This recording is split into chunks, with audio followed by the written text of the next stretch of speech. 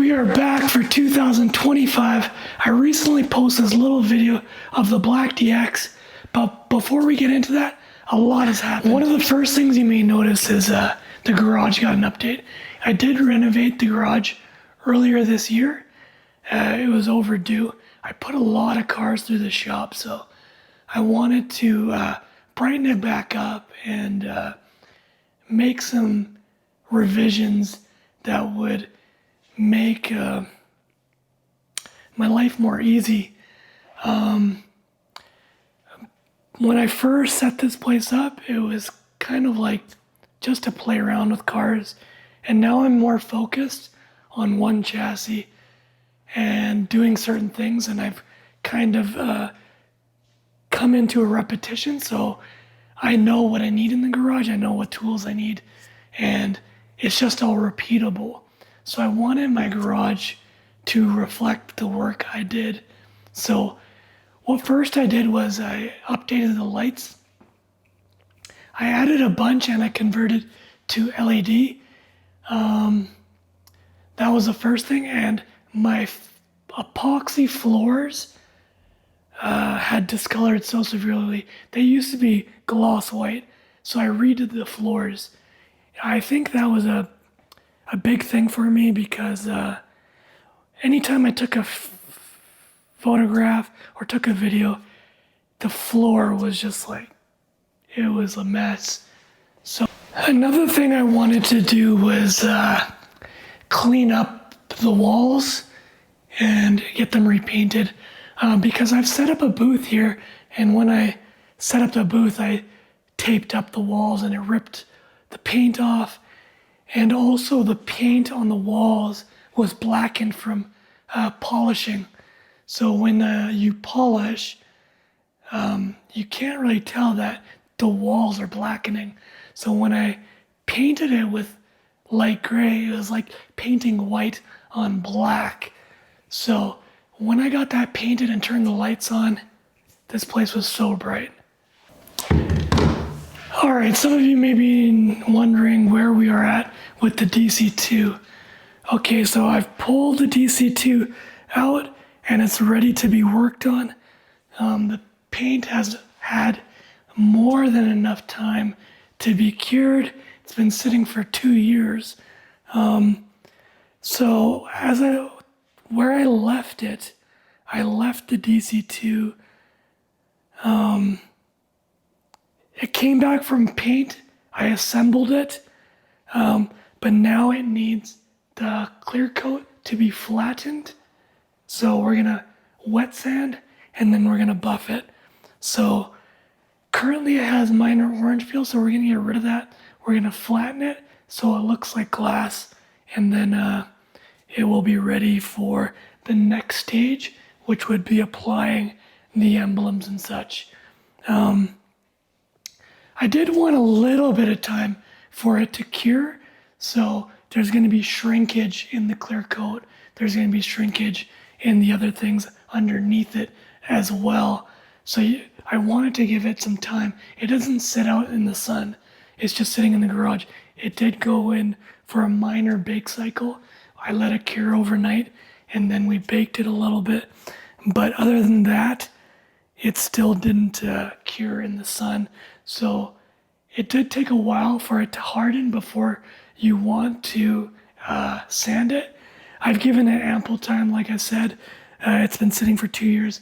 One is because I had so many other projects, but the other is out of sight, out of mind, but I parked it out of the way so it doesn't get damaged. And now I have time, and I'm kind of in that mindset.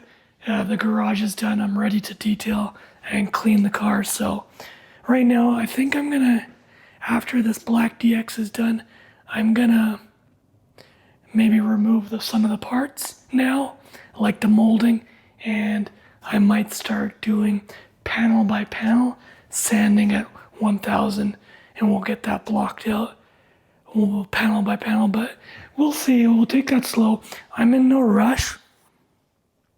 But I think it'll be exciting to have that in the garage when it's all finished, but also scary when the car's finished, it's just like, okay, don't touch it. Don't let dust get on it. So that's where we're at with the DC2. The DC2, it has been fully assembled for some time. The DC2 video I posted was like a montage. The car took a long time to build.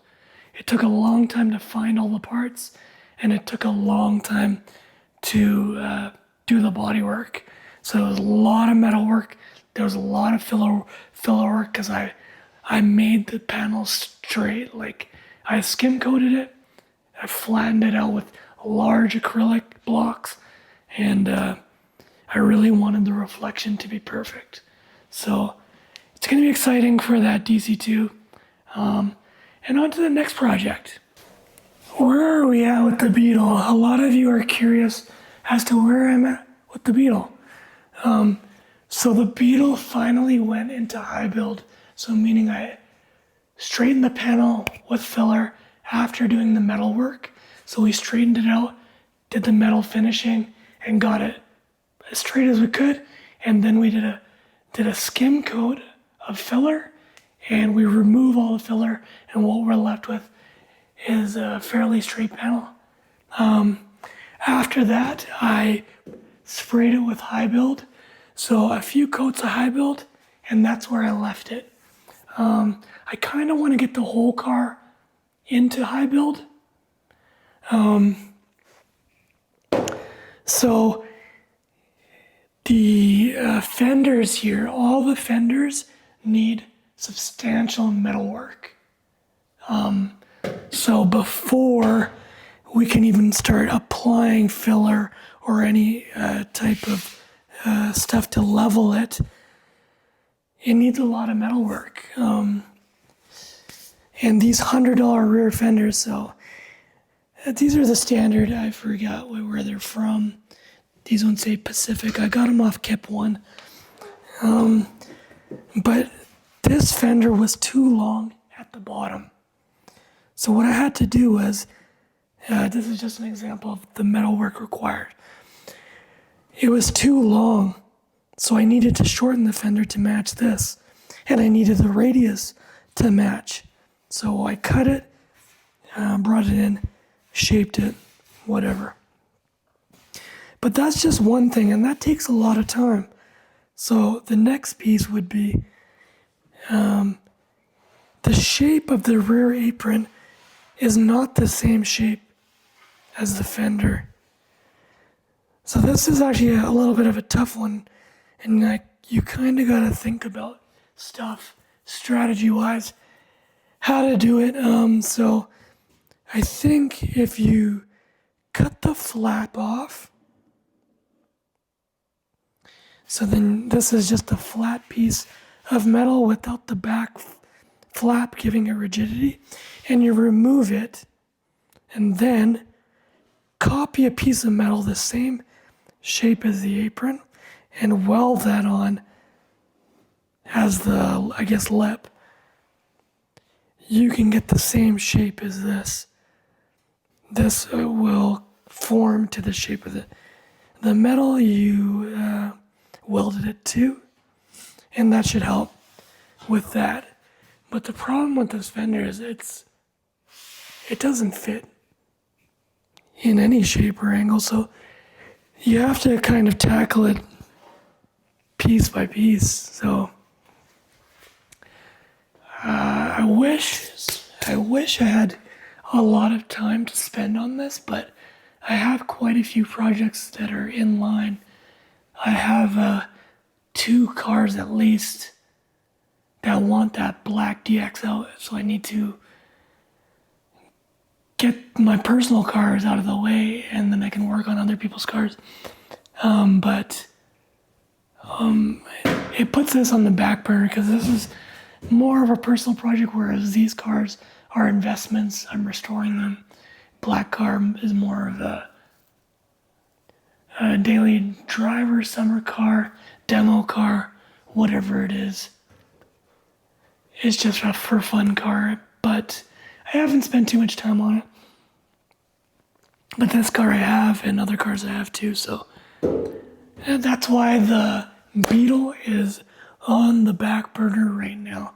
But last year I did sink a lot of time in. I finished up prepping, so the engine bay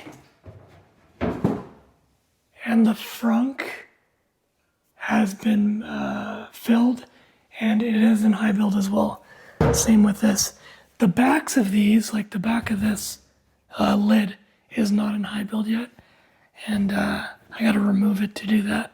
I'm gonna bodywork the back sides of the 4 fenders as well once they're out of metalwork. So that is a couple of the projects I've been working on. Another is the EK9. The EK9 did take up quite a bit of my time last year. I got invited to Sam Dew's Pit and Paddock show in Tacoma in Washington. I met up with some friends in Seattle and Vancouver, and we went out to the show. Had a great time. It was a night event. It was quite different for the import scene, but it was a sick show. And I got the EK9 ready, as in I cut, polished the car, re-ceramic coated it, went over a few things. The car sits a lot. I don't drive it too much, so when cars sit, they need a lot of work. Oil panels leaking. I got that blue Felpo Pro on there now and shouldn't have to worry about leaks. The car drove perfectly on the way to Seattle, put tons of miles on it, all through the rain. It's a beautiful car. It's now sitting in storage again. So I have 2 EK9s in storage. That EK9 with the Mugen wheels that I kind of twin built for this is put away for a little while until I'm finished this car, then I'll bring it in, park this one outside. Yeah.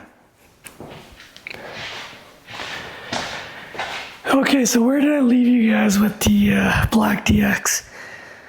If you watched that last video I posted, I was having issues with the scrub radius, meaning when the wheel got spaced out, the wheel was swinging out wider, and it was causing new issues.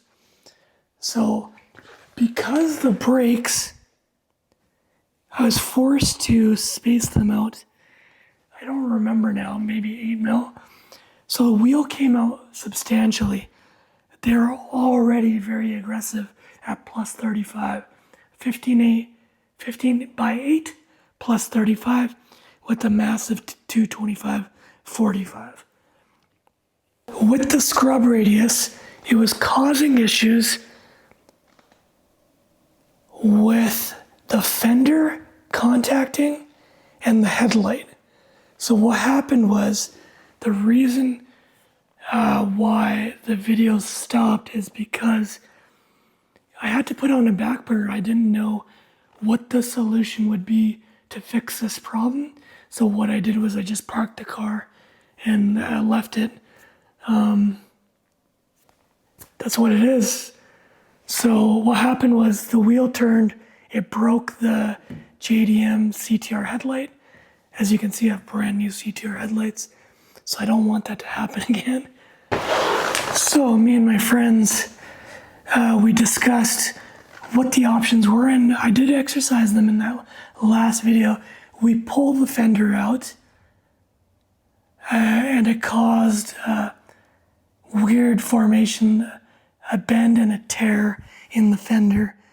So it was distorting. It was pulling out here when we pulled it. It was distorting the fender in many places. So that kind of didn't work for me. Like, it was not drivable, like slow speed and big radius or small radius turns. It was contacting the fender, and that's not like a great experience when you drive a properly sorted out car that you can't turn. So I needed this car to function Like I put on the best parts I could find for street. I want the car to be very compliant, and I'm older, I'm in my 40s. I don't need a car rubbing, and I don't need people looking at me because I can't turn the car around without doing a 3-point turn. So the solution was look for an aftermarket wide body fender or figure another way. So what I did was I put it on the back burner. So until the end of the year, I couldn't figure out what I wanted to do. And me and my friend Zap, I discussed with him, like, I could metal work out a fender. I could build a fender for it. It's gonna take a lot of time, and I don't really have the time for it. Like, this is just my daily driver. I don't have the time to build a fender because building fenders takes 100 hours. Like, you'll be sitting there like forming a fender. So I put it on the back burner, and eventually I couldn't think of a solution. I didn't want a fiberglass fender. I wanted the car to look OEM. That's been my approach since the start. I love OEM slammed cars, and that's kind of all I want. So this DX build, my intention was to have a stock build with the best parts I can find on it, and that's what I've kind of achieved here. So what I've done here is I've cut the fender up. So in order to make this look OEM, I needed to know what this wheel needed. How much space more did I need clearance over the stock fender? So I arrived at only 10 millimeter. I did this for 10 millimeter because the pull just wasn't it for me. I didn't like the look of the pull. I was slightly bent out. I needed this to look flawless. I needed it to look just like it was untouched. And that's where we arrived with this. So I ended up figuring out first, I tried with 2 fenders. This car had one aftermarket fender, one real fender. I cut the aftermarket fender first because I was scared before I got the entire front end. So what I did was I cut it here, and when I cut this, I wanted to see what the fender would do. Meaning when I cut it, the relief pushed it out. But when it relieved, did it change the radius? So what happens when you cut this, it changes the radius when you fold it outwards. So if you fold it out too much, it'll become too straight looking when you look at the side. So when I relieved it, it only came out a few mil, and then I massaged, metal worked this, rebuilt this corner, and I inserted a new piece here. So this entire section here is a new piece of metal. As you can see, you cannot tell that there's new metal there because I spent so much time on it. And I'm gonna post this Instagram video right now so you can kind of see what it looks like. No audio. I ended up having a data loss on my iPhone, so I lost all this video footage of me working this fender, but this little Instagram video should show you what work I put into it, so you know it's real and actually happened. So you can see that I inserted a new piece of metal which pushed out this 10 mil, and I did the same on both sides. I replicated the same shape on both sides.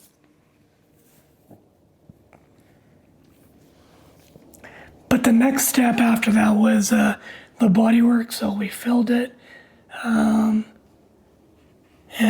made it look as clean as possible. so you'll never be able to tell. I spent a lot of time making sure that the reflection didn't show anything. Like when you see metalwork, I can tell, like you can see it in people's cars, distortion in panel or whatever it might be. And I want you guys to take a look at this. So I have placed a little light on the ground just so I can kind of show you what's going on. So this just came back from paint.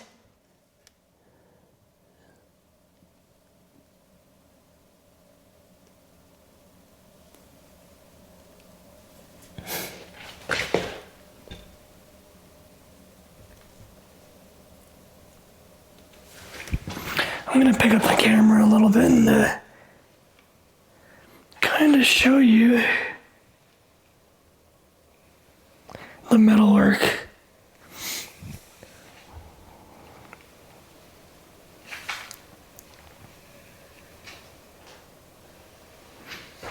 So this just came back from paint and I just mounted the fender on, and that's what state we're in right now. So, and that's what I mean, like the fender looks beautiful. I really wanted this to line up, but because I didn't widen this and it's just pushed out, we do have some alignment issues, which I will work out. I'm going to post a little photograph I took of the bracket I made. So previously in the last video, I mentioned I put a 5mm washer spacer in between the headlight bracket and the fender, and then there's another bracket that's from the body, 5mm. So I created my own bracket that's 8mm. So this is lifted out 8mm. The reason we needed it pushed out is because a main contact area is the bump where the bumper bolts up to the fender. So it pushed that out and it holds it firm. So when I turn, there's no contact at all. But there is a slight gap here, and I'm going to show you that. So it's a little dusty and it's not perfect. It's just about to head to get the front end 3M'd. I want to protect these brand new headlights and the front end from chips, just so, because it's a daily driver. I usually don't love the look of 3M because it affects the clarity of everything. But on this car, I do want 3M just because I can't deal with the chips. Brand new hood, not brand new, but a repainted hood because I wanted the fitment to be great. The original Fender, one was aftermarket, one was real, but I wanted the alignment of everything to be great. So what I did was I got a new fender from the junkyard, that other fender from the junkyard, a new hood from the junkyard, and I lined it up. I lined it up and I replaced the rad support. Because this was in a collision, I don't remember if it was this side, but there was damage on this hood here.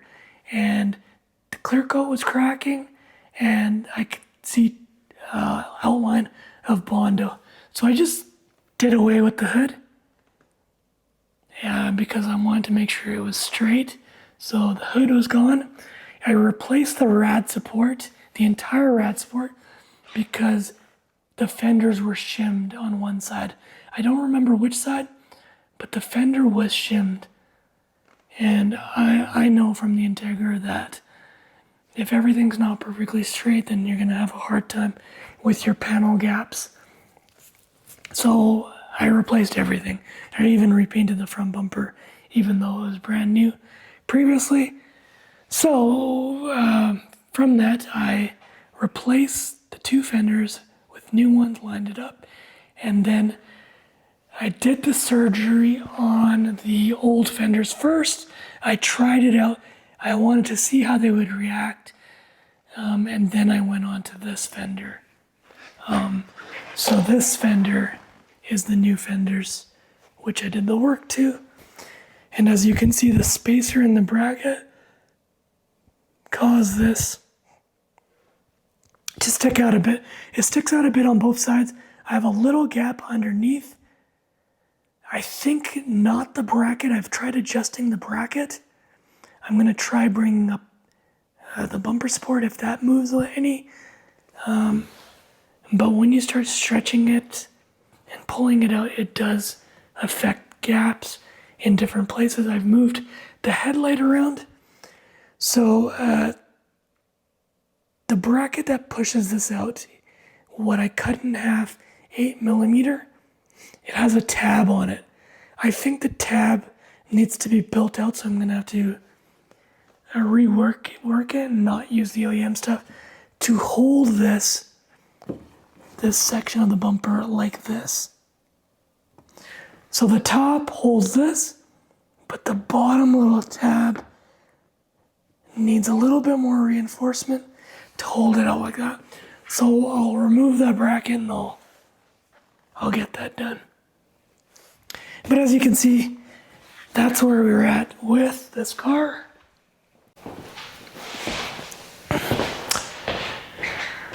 So I don't want this video to drag on too long. I might lose some of you. But I'll continue on with this black car. I'm gonna let it cure in the sun because every time I touch the front end, it streaks it. So it just means the clear coat is a little too soft still. So I'll wait for that before I'll start messing around with it. I have driven it around. I went to the body shop, I put the hood on. I have driven it around. It drives really well, as in there's no contact anywhere. I know it will contact with the headlight in deep turns, meaning if you're taking a turn and the front's diving, it will contact the headlight. But my friend David did tell me that I should remove some material from the headlight because that's safer than when the wheel contacts the headlight, pulls it, it will break the headlight. It may seem like it may wear it down for a little while, but when the suspension compresses, it will hit it, it'll slam into the headlight, and you'll have an incident where you'll lose the headlight. And in this case, these headlights are quite expensive. The 99 2000 CTR headlight.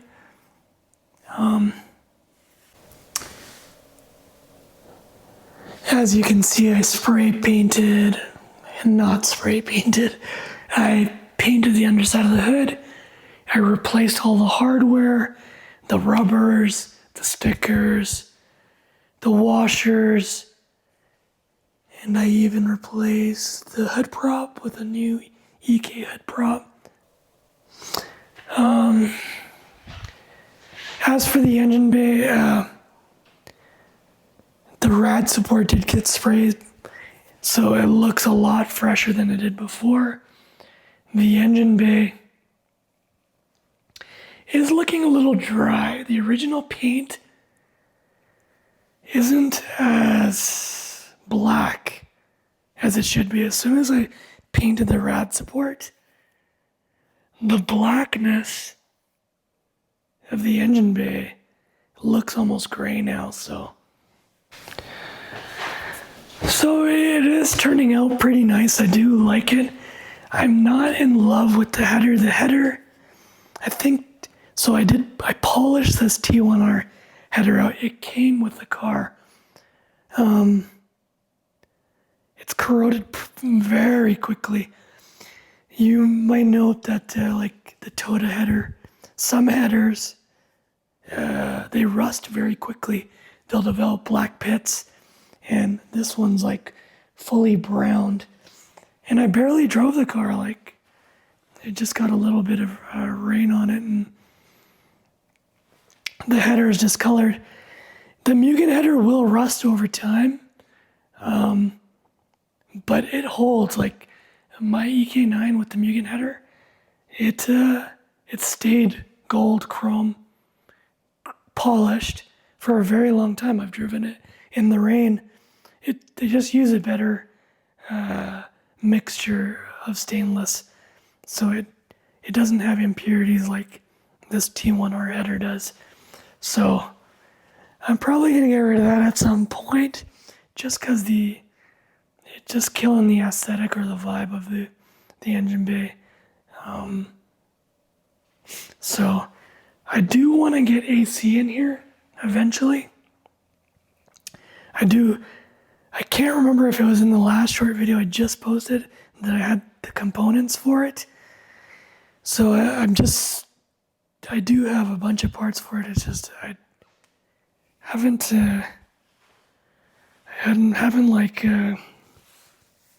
committed to finishing it up, but that's where we're at. Like,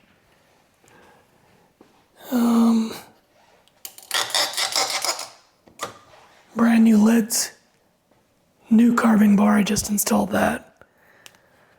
All the rad support bolts. Instead of being the restored stuff, I opted for OEM. I ended up harvesting this car for the EQ9 to go to Sam Dew's car show, so I robbed all the hardware from it. So this just got replaced with OEM Honda stuff. Looks beautiful. The whole car is coming together nicely. I can't wait to get behind the wheel and start driving it. I want to thank those that have been reaching out to me, trying to get me to post more.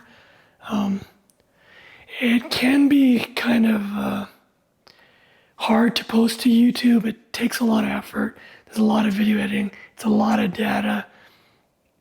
And that's why I don't post any sort of music, because it takes a huge amount of effort to post to YouTube. And I have guys messaging me on Instagram telling me to continue to do what I'm doing. They like it. And I do like making the videos for you guys. I do want to share what I've learned, and I don't want to make these videos just about, oh, hey, I did this to my car. I want to teach or help the next guy along with their project. I know I have quite a bit of experience. I've been doing this for 25 years now. And if that knowledge was lost or something and you guys couldn't benefit from it, it'd be kind of useless. So I do like sharing what I've picked up along the way and sharing my style of building. Yeah. So I hope you guys liked the video. Please like, subscribe, or share the video. That helps too.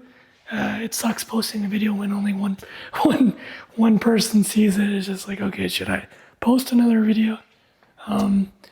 Yeah, thanks to all those people that kind of got me off my ass to post some more. There's going to be quite a few more videos coming.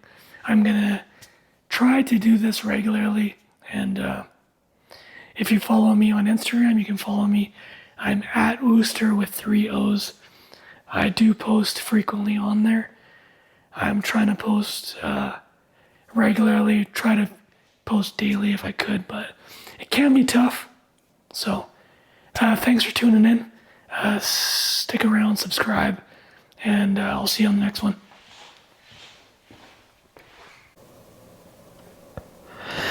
Quick shout out to my sponsor. These guys give me all my parts.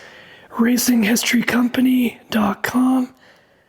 They do all golden era Honda parts. Bolts, nuts, restoration decals, and assortment of stuff, molding, trim, anything that's available for our chassis to restore them. They even do performance bushings, spoon sports parts, any performance parts that restores a car, they do it, and they've all been curated and I've helped with their curation process. They reached out to me to curate a lot of the stuff, and that's the place to get it. Like, you can get anything from rads, bushings, Olin's coilovers, carving strut bars, Honda parts, everything.